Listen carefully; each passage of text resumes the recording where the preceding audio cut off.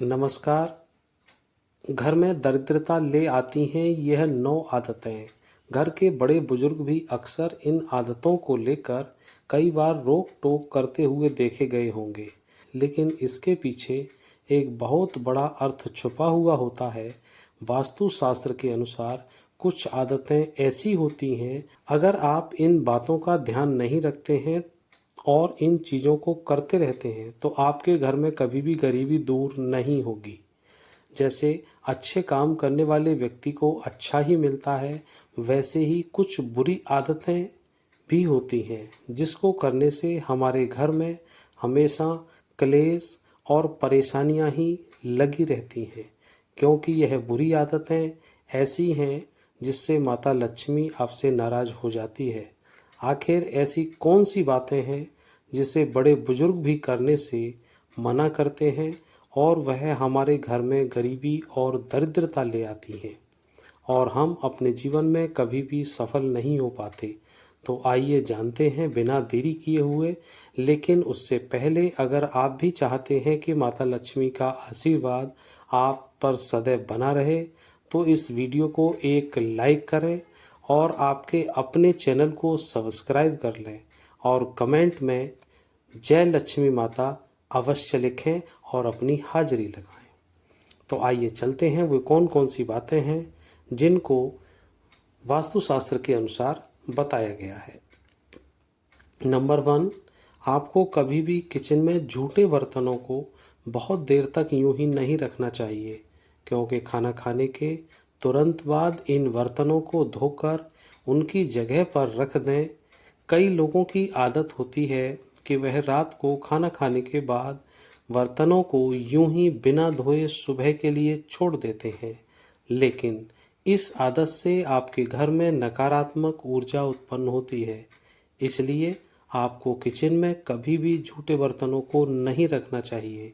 इससे राहु केतु का अशुभ प्रभाव आपके घर पर पड़ता है।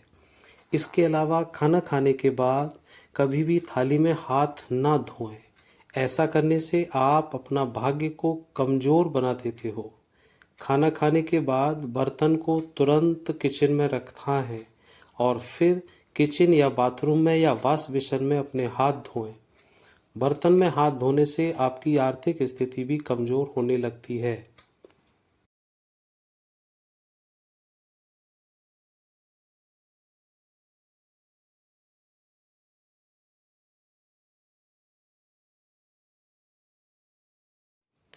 नंबर 2, आजकल क्या देखने को मिलता है कि सभी लोग अपने बिस्तर पर ही बैठकर कोई भी काम करने लगते हैं।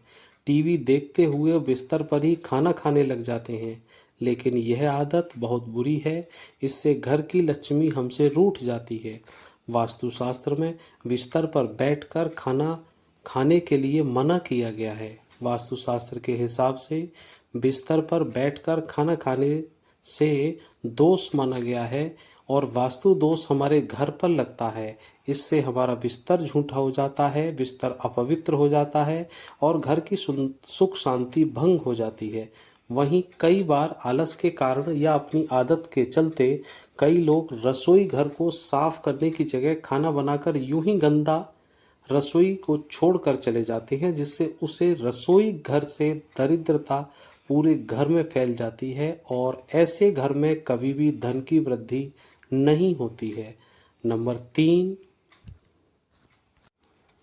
3, शास्त्रों में और पुराणों में सोने के लिए समय निर्धारित किया गया है। सूर्योदय से पहले जगना और रात्रि के समय सोना बहुत ही अच्छा बताया गया है, लेकिन कुछ लोग आलस्य के कारण सूर्योदय और सूर्यास्त के समय सोते ही रहते हैं, जो कि बहुत ही अशुभ बताया गया है। माना जाता है इससे माता लक्ष्मी उस व्यक्ति से नाराज हो जाती हैं और उसका घर छोड़कर चली जाती हैं। गोधूली वेला का समय पूजा पाठ के लिए बहुत उत्तम माना गया है। इस वक्त सोना या लेटना बहुत अशुभ माना गया है। इसके अलावा आप जिस बिस्तर पर सोते हैं वहाँ पर कभी गंदगी ना रखें। बेड पर गंदी या फटी हुई चादर ना बिछाएं। इसकी वजह से नकारात्मक ऊर्जा का आपके पूरे घर, परिवार और भाग्य पर असर पड़ता है। सुबह उठने के बाद बेड को साफ कर दें, चादर को सही करके बिछा दें। बहुत दिनों तक एक ही चादर को बिस्तर पर ना बिछाएं। बेड पर बिछी गंदी चादर से आपके घर में दरिद्रता आती है।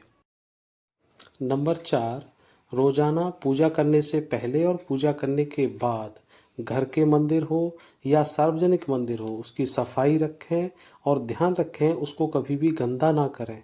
इससे आपके घर की उन्नति बनी रहेगी और माता लक्ष्मी की कृपा आप पर सदैव बरसेगी। आप अगर रोजाना पूजा नहीं करते हैं तो भी मंदिर में कभी भी धूल मिट्टी ना जमा होने दें। इससे आपके घर में दरिद्रता का वास होता है, मानसिक तनाव बना रहता है। इसके अलावा हिंदू धर्म में पूजा व्रत का बहुत ही महत्व बताया गया है। लेकिन अगर आप पूजा व्रत नहीं करते हैं तो इसे माँ लक्ष्मी नाराज होती हैं, जिसके कारण आपके घर में आर्थिक तंगी होने से गरीबी का आपको सामना करना पड़ सकता है। ध्यान रखें, पूजा घर को कभी भी खाली ना छोड़ें। भगवान की मूर्ति और तस्वीर पर रात्रि के समय कोई कपड़ा डाल दें या फिर पूजा घर के गेट पर पर्दा जरूर लगाएं। इससे मूर्ति में कोई दोष नहीं लगेगा। नंबर 5, वास्तुशास्त्र के अनुसार रात में कपड़े धोने से बचना चाहिए। ऐसा करने से घर में नकारात्मक ऊर्जा का वास हो जाता है, क्योंकि रात में नकारात्मक शक्तियाँ ज़्यादा प्रभावशाली रूप में रहती हैं। इसलिए रात में कपड़े धोने से घर में व्यक्ति रोगी हो जाता है। इसके अलावा आपने देखा होगा कि कई लोग रात में भी झाड़ू लगा देते हैं। वास्तु शास्त्र में संध्या काल के बाद झाड़ू लगाने से सख्त मना किया गया है। शास्त्रों के अनुसार झाड़ू में माँ लक्ष्मी का निवास होता है। इसलिए जो भी व्यक्ति रात को या संध्या काल के बाद झाड़ू लगाता है उसको माता लक्ष्मी रुष्ट हो जाती हैं और साथ ही वास्तु देवता भी नाराज हो जाते हैं। वहीं कई लोगों की यह भी आदत होती है कि वे स्नान आदि करने के बाद अपना बाथरूम गंदा यूं ही छोड़ देते हैं और अपने अन्य दूसरे काम में लग जाते हैं। ऐसे लोगों की ये आदतें उनके जीवन में परेशानियां खड़ी कर देती हैं। इसके अलावा घर के बाथरूम में टॉयलेट के दरवाज़ों को हमेशा खुला रखने से घर में नकारात्मक ऊर्जा फैलती है। इसलिए इन दरवाज़ों को हमेशा बंद रखना चाहिए। नंबर 6, नाखून चबाने की आदत अमूमन लोगों में देखी होगी। जो लोग नाखून चबाते हैं ऐसे लोगों का सूर्य कमज़ोर होता है। ऐसे लोगों को आँख की समस्या रहती है, बिना वजह के अपयश मिलता है। वहीं लोगों की आदत होती है कि वे इधर उधर जूते फेंक देते हैं। जूते फेंकने की यह आदत आपके जीवन में नकारात्मक ऊर्जा ला सकती है और ख़ास तौर पर जूतों को कभी भी मुख्य द्वार पर टिकाकर या पास में ना रखें। इससे घर में माता लक्ष्मी का आगमन बाधित होता है और जूते के लिए हमेशा एक रैक बनवा कर रखें और जूते को उसी में रखें। इसके अलावा पुरानी डायरी जिनका इस्तेमाल आप नहीं करते हैं उन्हें भी घर में ना रखें। वास्तुशास्त्र के अनुसार पुरानी डायरी भी नकारात्मक ऊर्जा का कारण बनती है, जिसका असर परिवार के लोगों और उनकी तरक्की पर पड़ता है। ऐसे में पुरानी और बेकार डायरी को भी तुरंत बाहर निकाल दें। वहीं घर में पुराने अखबार भी जमा कर नहीं रखने चाहिए। यह भी घर में दरिद्रता का कारण बनते हैं, जिसकी वजह से परिवार में अशांति का वातावरण बन जाता है। ऐसे में यदि आपके भी घर में काफ़ी समय से पुराने अखबार पड़े हुए हैं या जमा हैं तो आज ही बाहर निकाल दें या कबाड़ वाले को दे दें। नंबर 7, ज्योतिष शास्त्र के अनुसार किसी को भी सूर्यास्त के बाद पैसे नहीं देने चाहिए। ऐसा करने से आप पर कर्ज का बोझ बढ़ सकता है और दिए हुए पैसे भी डूबने का खतरा रहता है, अर्थात वापस नहीं आ पाते हैं। इस धन हानि के योग बनते हैं। इसके अलावा संध्या के बाद दूध, दही और नमक जैसी चीज़ों का दान भी नहीं करना चाहिए। इन चीज़ों का दान करने से आर्थिक रूप से आपके घर में तंगी आती है और इसके अलावा जिन लोगों को घर के मुख्य द्वार पर अंधेरा रहता है, उनके बनते काम भी बिगड़ जाते हैं। इस वजह से बहुत मेहनत करने के बाद भी कई कामों में सफल नहीं हो पाते हैं। इसलिए मुख्य द्वार पर हमेशा रोशनी का प्रबंध अवश्य रखें। नंबर 8, आपको बता दें कि घर में लगी घड़ी का भी वास्तु से बहुत बड़ा संबंध है। अगर आप तकिए के नीचे लेकर घड़ी को सोते हैं तो इससे आपका बुरा समय शुरू हो जाता है और घर में दीवार पर टंगी हुई घड़ी हमेशा चालू रहनी चाहिए और वह चलते चलते यदि बंद हो जाए तो उसको बंद नहीं रखना चाहिए, उसको हमेशा चालू ही रखना चाहिए। अगर आपके घर में कोई भी घड़ी ऐसी है जो बंद पड़ी हुई है या ख़राब है तो उसे तुरंत घर से निकाल दें या फिर उसे ठीक करवा कर अपने घर में किसी भी दीवार पर लगा लीजिए। अगर घड़ी यूं ही खराब पड़ी रहती है तो इससे आपका समय भी रुक जाता है, आपकी उन्नति प्रगति सब रुक जाती है और उसके पास कभी भी लक्ष्मी नहीं फटकती है। इसके अलावा बिजली के खराब उपकरणों को घर में रखना वास्तुशास्त्र में अशुभ माना गया है। इसलिए खराब उपकरणों को ठीक करवाएं या फिर घर से बाहर कर दें।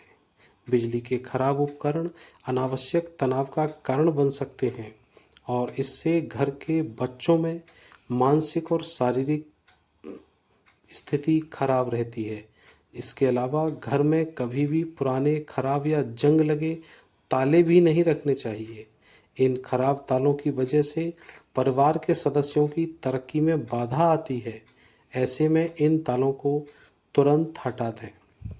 नंबर 9, रसोई गैस पर खाली और झूठे बर्तन नहीं रखने चाहिए। हमेशा चूल्हे को साफ सुथरा रखना चाहिए। इससे घर में सुख और शांति के साथ समृद्धि आती है और समाज में मान सम्मान मिलता है। पुराणों में बताया गया है कि चूल्हे पर खाली बर्तन रखकर छोड़ने से घर में दरिद्रता का वास होता है। ऐसे लोगों के घर में कभी बरकत नहीं होती। किचन मंदिर के बाद सबसे पवित्र जगह रसोई होती है और इसमें देवी देवताओं का निवास होता है। दोस्तों, अगर आज की यह जानकारी आपको पसंद आई हो तो इस वीडियो को एक लाइक करें और आपके अपने चैनल को सब्सक्राइब कर लें और आपको वीडियो कैसी लगी कमेंट बॉक्स में ज़रूर लिखें। आपको कोई परेशानी हो कमेंट में अपनी समस्या लिखें, यथासंभव उसका समाधान किया जाएगा। वीडियो यहाँ तक देखने के लिए बहुत बहुत धन्यवाद। मिलते हैं किसी नई जानकारी के साथ आपको अगले वीडियो में। धन्यवाद।